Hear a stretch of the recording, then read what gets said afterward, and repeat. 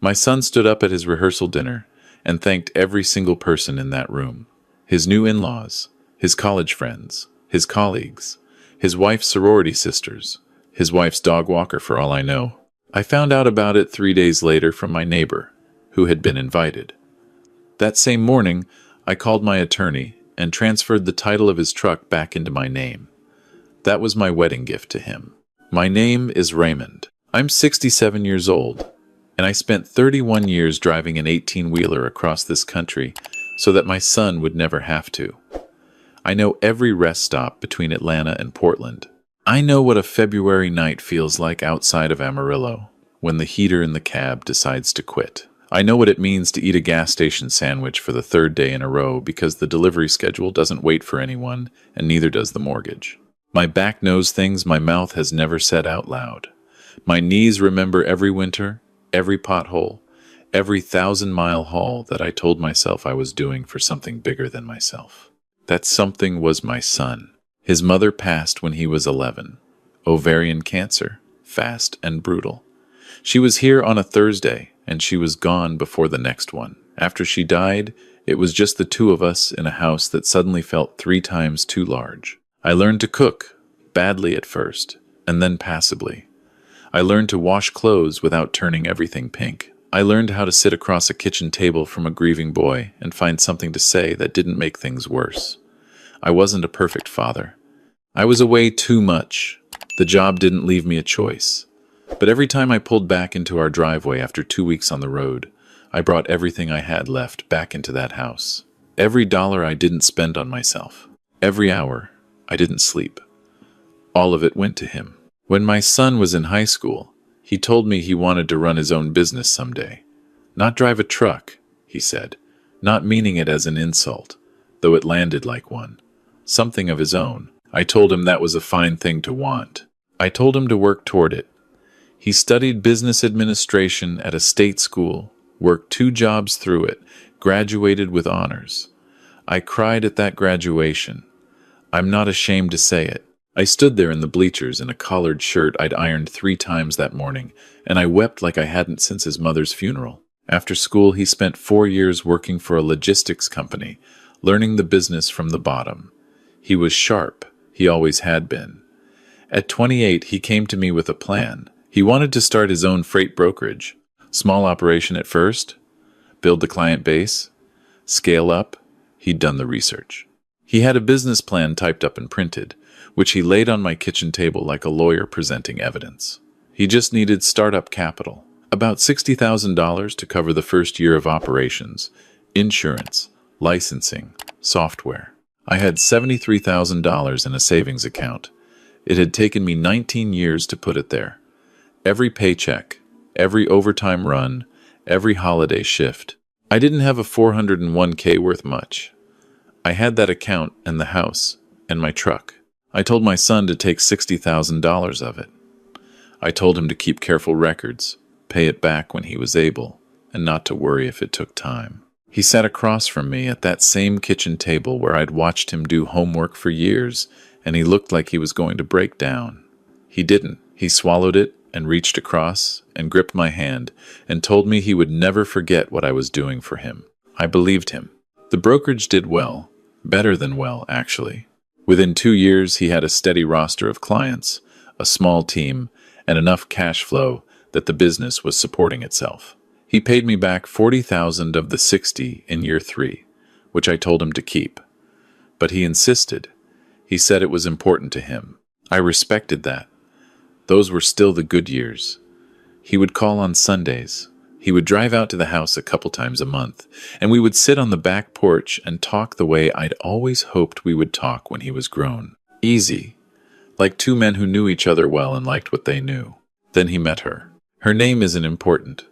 What's important is who her family was. Her father owned a chain of distribution warehouses across 4 states. Old money by way of new money.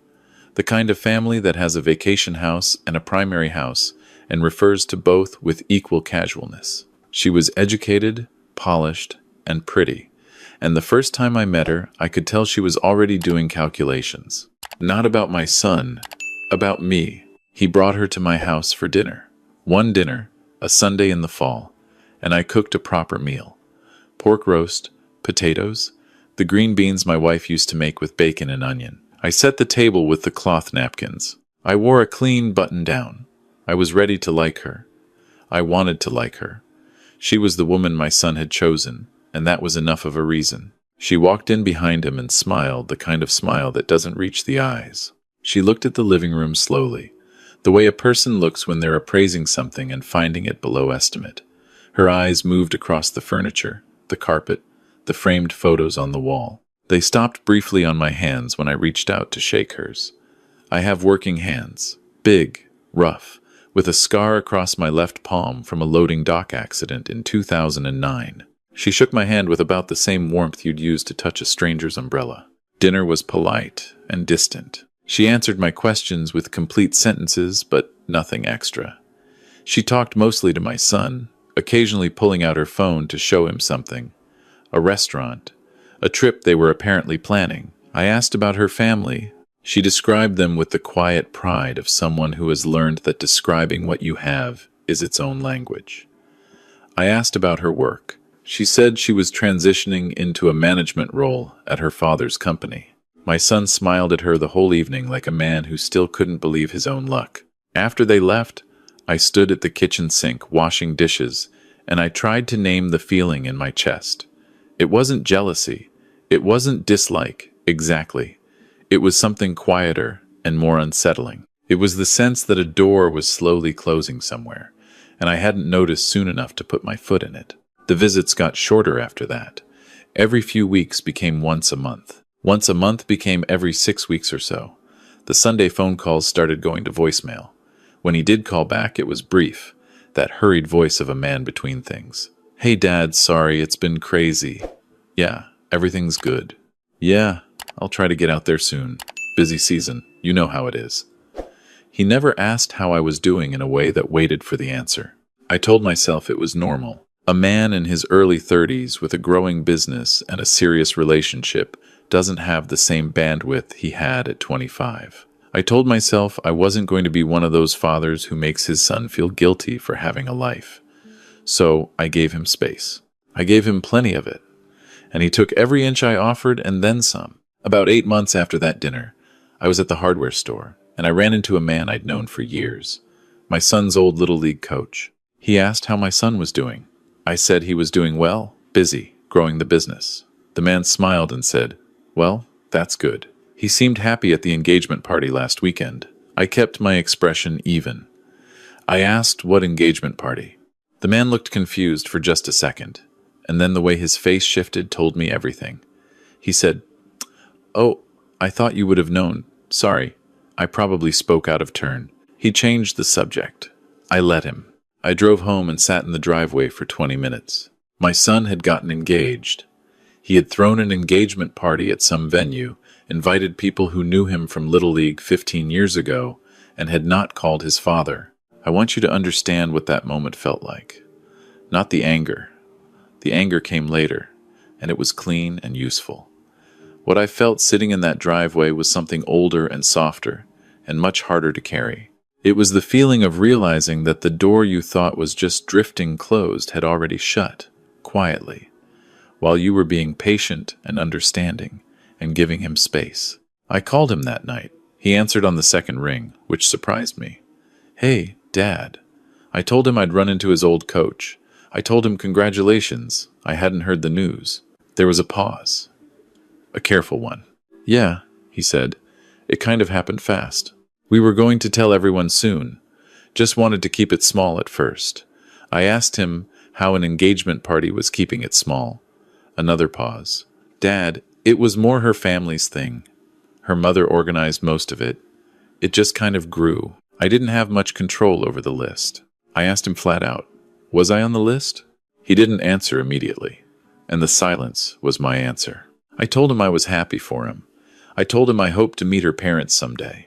I told him good night, and I hung up. I sat in my kitchen for a long time after that, not moving, looking at the table. The same table where I'd pushed $60,000 across to him without a single condition. He did not call me back. Weeks passed. 6, 7, 8 weeks without a word. I called twice. He answered once, briefly, said he was swamped with wedding planning and work, said he'd call when things calmed down. I asked if there was anything I could help with, anything he needed, any role he wanted me to play in the ceremony. He said he'd let me know. He didn't let me know. I'm not a man who uses social media much. I have an account on one of the platforms that my granddaughter's aunt, my cousin's daughter, set up for me 2 years ago so I could see family photos more easily. I check it maybe once a week, usually on Saturday mornings with my coffee. It was a Saturday morning when I opened the app and saw the photo at the top of my feed, shared by someone who must have been a mutual connection, a former colleague of my son's who I'd accepted a friend request from at some point. It was a wedding photo. My son in a dark suit, standing at an altar, laughing at something someone said. His wife beside him in white, her face turned toward him, radiant and real. Behind them an arch of white and cream flowers, candlelight everywhere, a room full of guests in formal wear. There was a row of people at the front, her parents, her sisters, her extended family. Everyone arranged as if for a portrait, everyone who mattered, everyone who belonged. I wasn't there. I scrolled. More photos. The reception, the first dance, the toasts, the cake. I looked at every image slowly. I looked for myself in the background of every crowd shot. I wasn't anywhere. There was no photo of my son and his father. There was no mention in any caption. I looked at the comments. Congratulations. What a beautiful couple. They look so happy. That venue is stunning. Her dress, his smile. What a night. One comment from her father. Proud doesn't begin to cover it. Welcome to the family, son.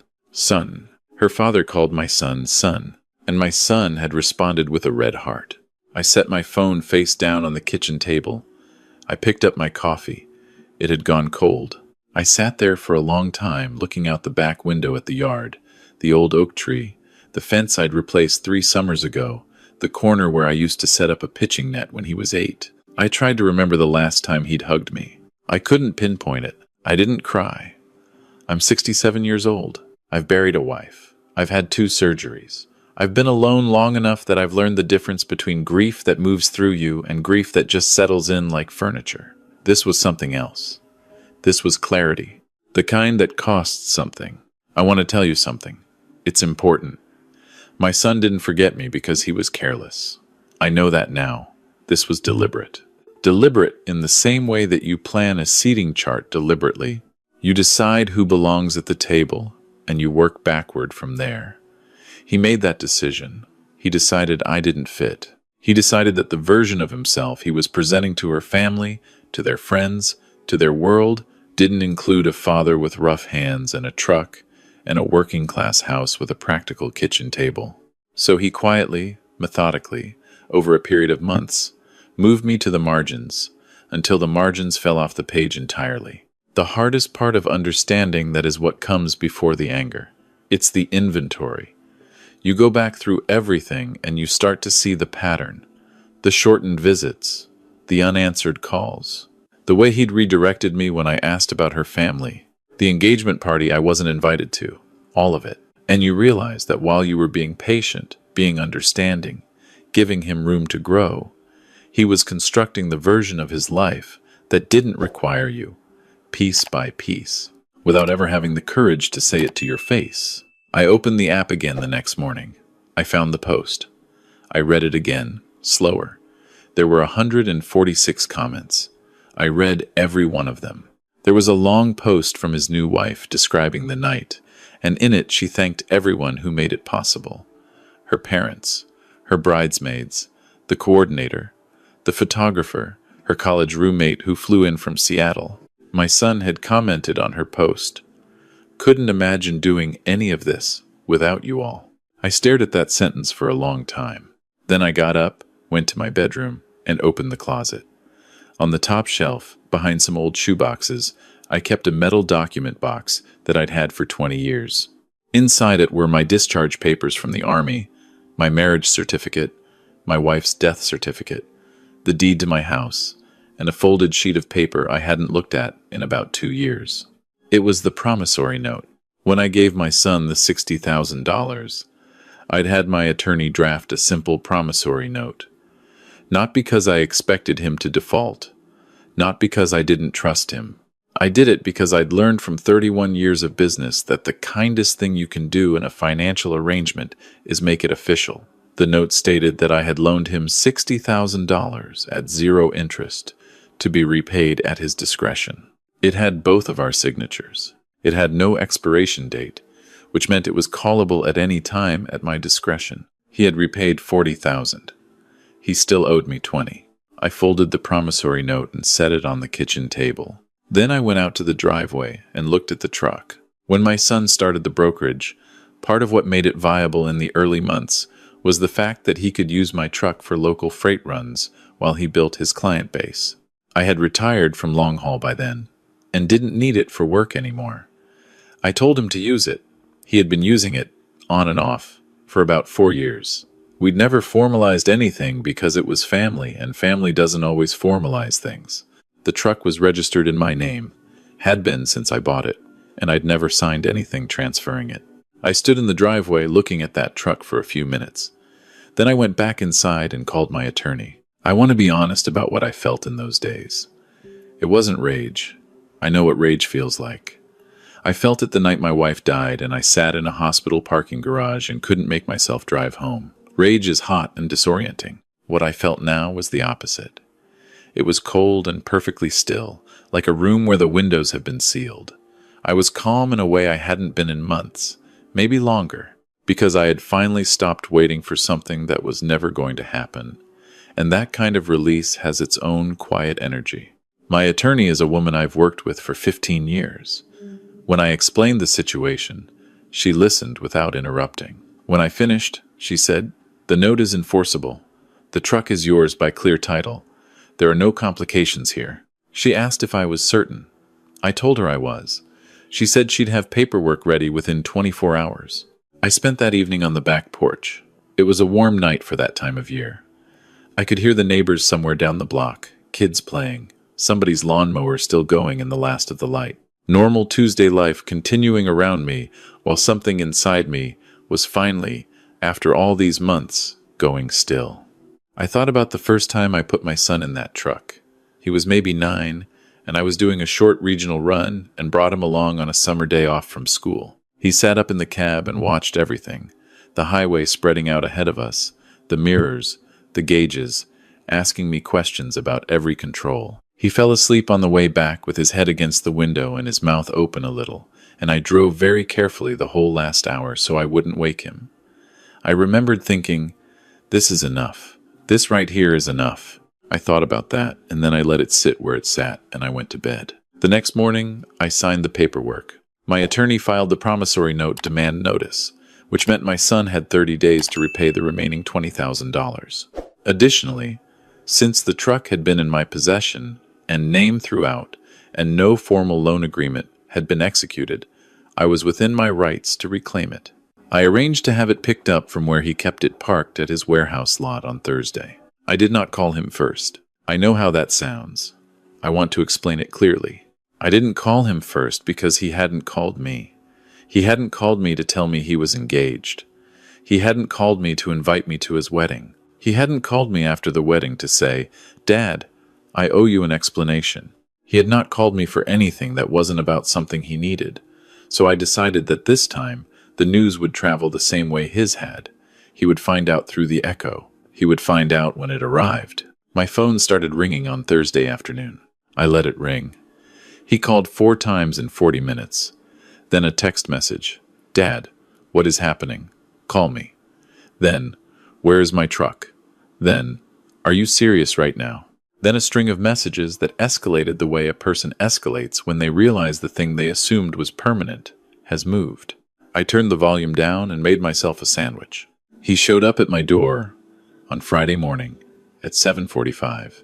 I heard the rental car before I saw it, some mid-sized sedan idling hard up the street. He knocked with the urgency of a man who hadn't slept. I set down my coffee and walked to the door and opened it. He looked bad. Not unkempt, he was still dressed like his wife's family expected him to be dressed, collar and slacks, even at 7:45 in the morning. But his eyes were the eyes of a man who'd been running calculations all night, and none of them were coming out right. He looked at me, and I could see him searching for the version of me he knew how to handle. The patient one, the accommodating one, the one who would say, "Come in, son. Let's talk this through." I stepped back and let him in, without saying anything. He walked into the living room and turned to face me.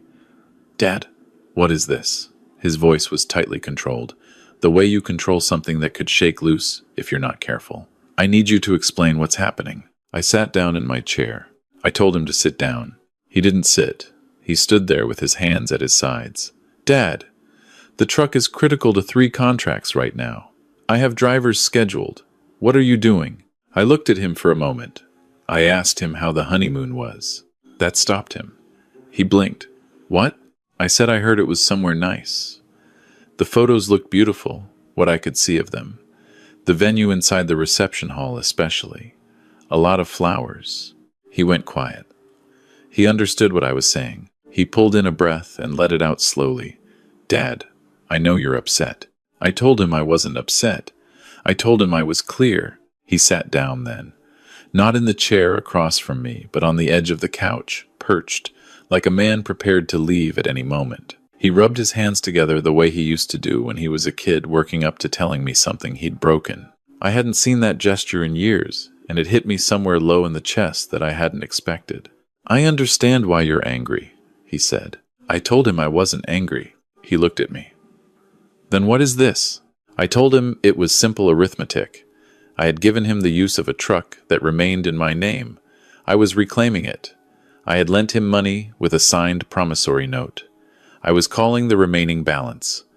Both of those things were within my rights, and had been the whole time. He said, "Dad, those were family arrangements." I told him they were legal documents. He ran a hand across his face. "You're doing this because of the wedding." I told him I was doing this because of the whole truth of it, of which the wedding was the final chapter. I told him to think back, not to the wedding, but to the year before it, to the calls I'd made that sat on voicemail, to the engagement I'd heard about from a stranger in a hardware store, to the times I'd asked if there was anything I could do to help and been told he'd let me know, to every quiet, patient thing I had done while he was quietly, patiently moving me out of his life. He didn't say anything. I told him there was one specific thing I needed him to answer, not for me to decide whether to take back the truck. That was decided. But because I had been carrying the question for weeks and I needed to hear him say it out loud, I asked him whether he had ever intended to invite me to his wedding, whether, at any point during the months of planning, it had been a real consideration. He looked at the floor. I waited. He said, "Her family has a certain way of doing things." I waited some more. He said, "I didn't want there to be tension." I asked him where the tension was going to come from. He looked up and I could see him trying to find the words that would make the truth sound better than it was. He said, "Dad, her family is there different from us. From how we grew up, I didn't want you to feel out of place. I didn't want things to be uncomfortable." I asked him, "Uncomfortable for who?" He didn't answer. I asked him again, quiet as I could, because I wanted him to hear it clearly. "Uncomfortable for who, son?" He looked at me and his jaw tightened. "For me, Dad. Okay? For me. I didn't want to spend my wedding day managing the gap between my father and her family. I didn't want to be watching you across the room and worrying. I just wanted one day where everything fit together." There it was. One day where everything fit together, and I was the thing that didn't fit. I sat with that for a moment. Not because it surprised me. I had already known it. I had known it since the hardware store, maybe before that. But there is a difference between knowing a thing and hearing it said. Hearing it said gives it a weight that knowing alone doesn't have, and that weight, when it settles on you, changes the shape of everything. I told him I appreciated him saying it plainly. I told him it was the first honest thing he'd said to me in a long time. He said, "Dad, please, the truck is." I told him the truck wasn't a negotiation. I told him the promissory note wasn't a negotiation. I told him I wasn't calling those things in to punish him, though I understood why it felt that way. I told him the truth, which was that I had given him everything I could give for 30 years, And the only thing I had ever asked in return was to matter, not to be impressive, not to fit a certain aesthetic, just to matter. And he had made his answer to that very clear. He was crying by then. Not loudly, not theatrically, just quietly, the way men cry when they've run out of argument. He said, "I love you, Dad." I said I believed that he believed that. I said that wasn't the same thing as showing up. He asked me what showing up looked like to me. I told him it looked like a phone call when you get engaged. It looked like a seat at the table when you get married. It looked like coming to see your father when he's sick instead of telling him to make some soup and rest up. It looked like not arranging your life so that the man who built everything you're standing on is invisible to the people you're trying to impress. He wiped his face with the back of his hand. I told him I wasn't going to tell him the truck was coming back. I told him the $20,000 was due within 30 days and that my attorney had the documentation and he should speak with her if he had questions. I told him he was welcome to come by for dinner sometime if he wanted to, and that I would be civil and I would cook something good and we could talk like men who shared a history. But I was not going to undo what I'd done, because what I'd done was not wrong. I had simply stopped pretending that one-sided sacrifice was the same thing as a relationship. He sat on my couch for a long time without moving. I waited. I didn't try to fill the silence. The silence was doing necessary work. Eventually, he stood up. He looked around the room, at the photos on the wall, at the practical furniture, at the kitchen table visible through the doorway. He looked at all of it the way you look at something you might have misjudged. Then he looked at me. He said he didn't know how to fix this. I told him I wasn't sure it could be fixed the way he meant, but it could be rebuilt if he was willing to do that slowly, from the ground up, with honesty, that I was not going anywhere, that I was here, in this house, at this table, the same place I had always been, that the door wasn't closed on my end, but I was done being the only one who walked through it. He nodded once. He picked up his keys from the end table where he'd set them. He walked to the front door and paused with his hand on the frame. He didn't turn around. He stood there for just a moment, and then he walked out. I listened to the rental car back down the driveway and pull away down the street. I listened until I couldn't hear it anymore. Then I went to the kitchen and refilled my coffee and carried it out to the back porch and sat down in the old chair I'd had out there for years, the one with the split in the armrest that I'd been meaning to fix. It was a mild morning. The oak tree was doing what it does in the fall, that slow release, one leaf at a time. A cardinal was working the feeder I'd put up the spring before, that hard red against the gray of the fence. I sat there and I breathed, and I did not feel what I expected to feel. I expected to feel empty, or righteous, which is just a dressed-up version of empty. What I felt instead was more like solid, like something that had been leaning for a long time had been straightened and nailed into place. It didn't feel like winning. It felt like finishing. Like I had finally told the truth about what I was and what I was worth. Not with words, but with action. And the truth, once told, has a particular kind of weight to it that nothing else does. I want to say something to you, whoever is listening to this story right now, wherever you are. We tell ourselves that giving without condition is the highest form of love. And maybe it is. But there is a version of that we don't talk about. The version where giving without condition becomes giving without consequence. Where the people we love learn that no matter what they do, no matter how they treat us, the supply never runs out. And when they learn that, they stop valuing the supply. They stop valuing us. Not because they're cruel, necessarily, because we taught them not to. Because we were so committed to unconditional love that we made ourselves unconditionally available, unconditionally forgiving, unconditionally small. I spent 67 years being large in the ways that mattered, carrying things, building things, sacrificing things, and small in the ways that were supposed to be virtuous. I didn't ask for thanks. I didn't ask to be acknowledged. I didn't ask to take up space. And my son, who loved me in his way, learned from all of that I didn't need space, that I was fine wherever I was placed, that the consideration I never demanded was the consideration I didn't require. He was wrong, but I helped him believe it. This isn't a story about revenge. Not really. I want to be clear about that. I didn't take back the truck to hurt him. I took it back because it was mine, and because for the first time in years I was willing to act like the things that are mine are worth keeping. I called in the note because a signed agreement is a signed agreement, and because the only way to teach someone that your word has weight is to treat your own word like it has weight. What I hope, and I do mean this, is that my son will be a better husband than he was a son. I hope he will look at the man beside him and think about what it means to be chosen and not waste it. I hope, someday, when he has children of his own, he will understand what it cost his grandfather to get up in the dark on a February morning in Amarillo, because the job doesn't wait, and maybe then he'll call. If he does, I'll answer. The door on my end has never been the one that's closed. If this story landed somewhere in you, if it touched something you've been carrying quietly, leave a comment and tell me where you're watching from.